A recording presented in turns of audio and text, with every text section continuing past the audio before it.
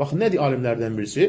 Bu hədis elmin 1/3-dir və fiqh elminin 70 fəslinə, mövzusuna deyib, daxildir. Hər bir şeydə niyyət səmimi olmalıdır. İmanın əsasları deyir ki, 3 hədis üzərində qurulub, alimlərdən birisi buyurur. Biri hədis, əməllər yalnız niyyətə görədir. İkinci hədis, kim bizim bu dinimizdə ondan olmayan bir şeyi edərsə, qəbul olunmaz. Yəni, Peyğəmbər, Allah və Rəsulü buyurduğu olmalıdır. Üçüncü hədis nədir? Halal da açıqdır, haram da açıqdır. Başqa alimlər buyururlar ki, dini əsası olan başqa hədis nədir? Peyğəmbərimiz buyurur şübhəsiz ki, sizdən hər birinizin yaradılışı anasının bətnində 40 gün ərzində toplanır. 40 gün ondan sonra laxtalanmış qan, ət parçası, sümüyə çeyilir və sonra Allah təala mələk göndərir və onun nədir? Yazılır, əməli yazılır, ömrü yazılır.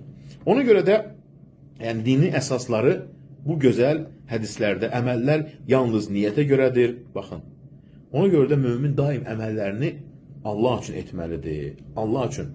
Yəni, daim çalış. Amma insana əlbəttə ki, bəzən görürsən ki, çətin gəlir, nəfsini qoruma, əməllərini qoruma. Amma insan daim nə edir? Bu hədisi yada salır. Əməllər yalnız niyyətlərə görədir.